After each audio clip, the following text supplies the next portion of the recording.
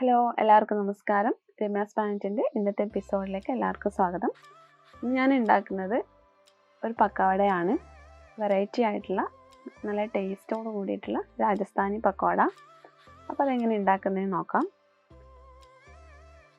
പക്കവട ഉണ്ടാക്കാൻ ചെറുപയർ പരിപ്പ് നല്ലോണം കഴുകിയെടുത്തതിന് ശേഷം ഒരു 3 മണിക്കൂർ വെള്ളത്തിലിട്ട് വെക്കണം.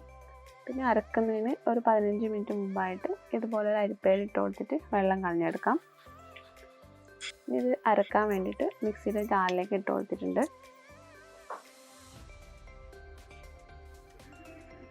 ആദ്യം തന്നെ വെള്ളം ചേർക്കാണ്ടാണ് അരച്ചെടുക്കുന്നത്.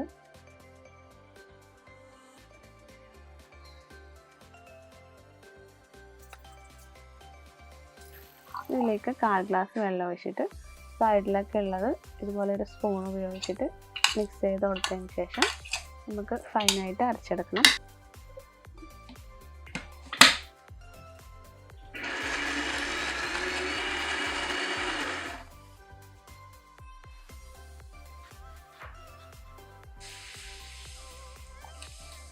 ഇതിപ്പോൾ കറക്റ്റായിട്ട് ഇവിടെ അരച്ചിട്ടുണ്ട്. ഇതാണ് ഇതിൻ്റെ ഒരു പാകം എന്ന് പറയുന്നത്. ഇതൊരു പാത്രത്തിലേക്ക് ഇട്ട് കൊടുക്കുന്നുണ്ട്.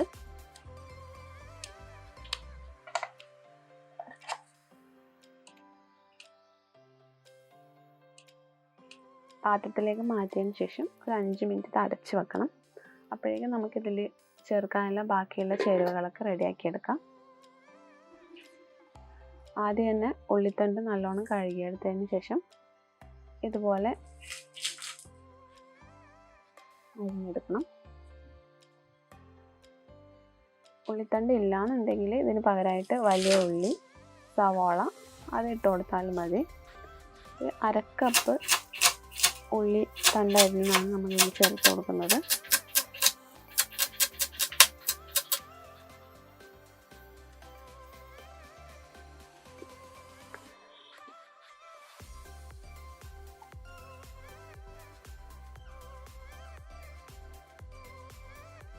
പിന്നെ വേണ്ടത് 1 ടേബിൾ സ്പൂൺ ഇഞ്ചി അരിഞ്ഞത്. അതിനായിട്ട് ഒരു ഇഞ്ചി എടുത്തിട്ട് സ്പൂൺ ഉപയോഗിച്ചിട്ട് ഇതുപോലെ തൊലി കളഞ്ഞെടുക്കുമ്പോൾ കുറച്ചുകൂടി ഈസിയാണ്.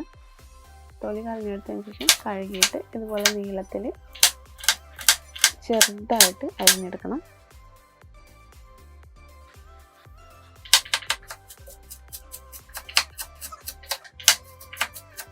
എത്രത്തോളം ചെറുതാക്കാൻ പറ്റും അത്രയും ചെറുതാക്കിയിട്ടാണ് അരിയാൻ വേണ്ടിയിട്ട്.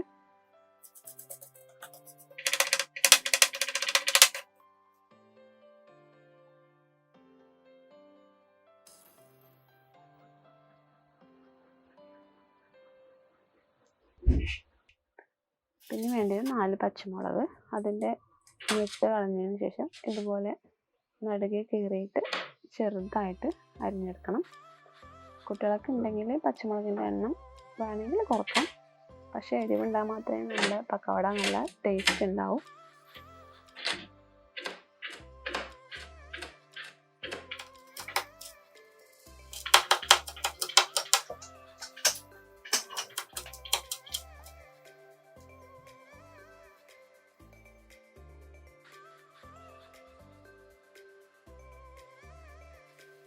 ഇനി ഇട്ട് കൊടുക്കുന്നത് 1 ടീസ്പൂൺ മുളക് പൊടി. ഇനിയാണ് ഇതിൻ്റെ മെയിൻ ടേസ്റ്റ് ആയിട്ടുള്ള വെറൈറ്റി ടേസ്റ്റ് കൊടുക്കുന്ന മെയിൻ ഇൻഗ്രീഡിയൻറ്റ് നമ്മൾ ഇട്ട് കൊടുക്കുന്നത്. ഒരു 1.5 ടീസ്പൂൺ ചതച്ച മല്ലി. മുഴുവനായിട്ടുള്ള മല്ലി ഒന്ന് ചതച്ചെടുത്തിട്ട് ഇതിലേക്ക് ഇട്ട് കൊടുക്കണം. പിന്നെ 1/4 ടീസ്പൂൺ കായം.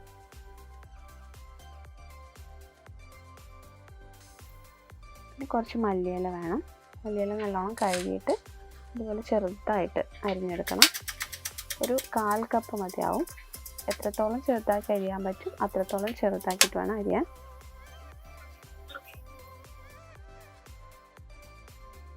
മല്ലിയിലയും കൂടി ഇട്ട് കൊടുക്കുന്നുണ്ട്.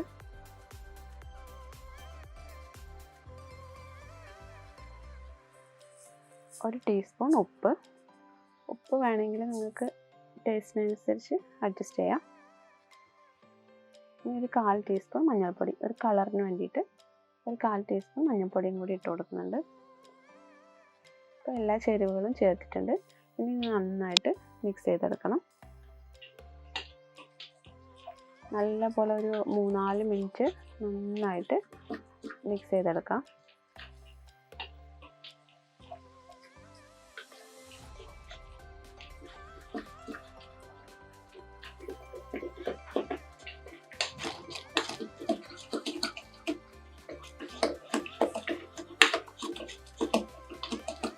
ഇങ്ങനെ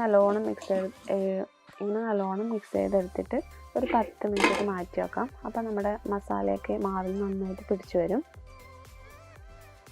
ഇനി നമുക്കിത് വറുത്തെടുക്കാൻ ആവശ്യമായിട്ടുള്ള എണ്ണ ചൂടാക്കിയെടുക്കണം. അപ്പോൾ അതിനായിട്ടൊരു പാൻ എടുത്തിട്ട് വെച്ചിട്ട് വറുക്കാൻ ആവശ്യമായ എണ്ണ ഒഴിച്ചു കൊടുക്കാം. മീഡിയം ഫ്ലെയിമിലിട്ടിട്ട് വേണം എണ്ണ ചൂടാക്കിയെടുക്കാൻ. തീ കൂട്ടി വെച്ചിട്ട് ചൂടാക്കരുത്, അപ്പോൾ നമ്മുടെ എണ്ണ കരിഞ്ഞു പോകും.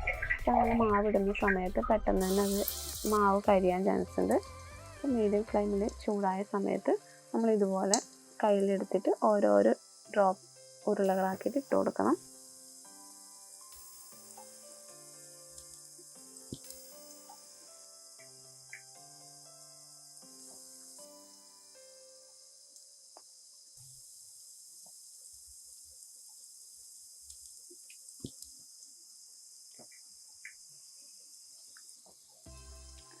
ഒരു 2-3 മിനിറ്റ് കഴിയുമ്പോൾ ഒന്ന് ഇങ്ങനെ മറിച്ചിട്ട് കൊടുക്കണം. മറിച്ചിട്ട് കൊടുക്കേണ്ട ആവശ്യമില്ല, ഇതിങ്ങനെ എണ്ണയിൽ കിടന്നിട്ട് ഇങ്ങനെ ഒഴുകുവാണ് തിരിഞ്ഞും മറിഞ്ഞൊക്കെ.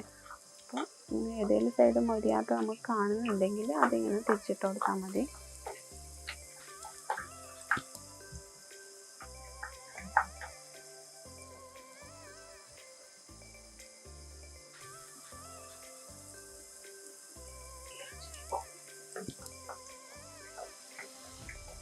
നല്ല ഒരു 4-5 മിനിറ്റ് എടുക്കും. അപ്പോൾ നന്നായിട്ട് ക്രിസ്പി ആയിട്ട് വരും, ഗോൾഡൻ കളറിൽ.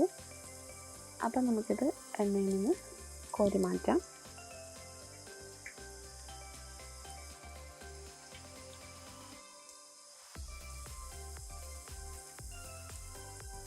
കുറച്ച് സമയം ഇങ്ങനെ അരിപ്പയിൽ പിടിച്ച് നിൽക്കുവാണെങ്കിൽ എണ്ണയിൽ മുഴുവനായിട്ടും താഴേക്ക് തന്നെ വയ്ക്കും.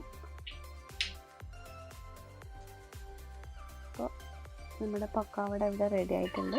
നമുക്കൊരു പ്ലേറ്റിലേക്ക് ഇട്ട് കൊടുക്കാം. നല്ല ക്രിസ്പിയാണ്. നമുക്ക് ഈ പ്ലേറ്റിലിടുമ്പോൾ ഒച്ച കേൾക്കുമ്പോൾ തന്നെ അറിയാം. നല്ല ക്രിസ്പി ആയിട്ടുള്ള ടേസ്റ്റി ആയിട്ടുള്ള അടിപൊളി പക്കാവട ഇവിടെ റെഡി ആയിട്ടുണ്ട്.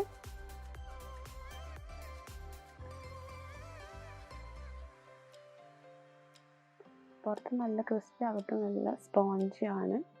പിന്നെ നമുക്ക് നല്ല ചട്നിയുടെ കൂടെയോ കെച്ചപ്പിൻ്റെ കൂടെയോ എന്തിൻ്റെ കൂടെയെന്ന് വെച്ചാൽ കഴിക്കാം.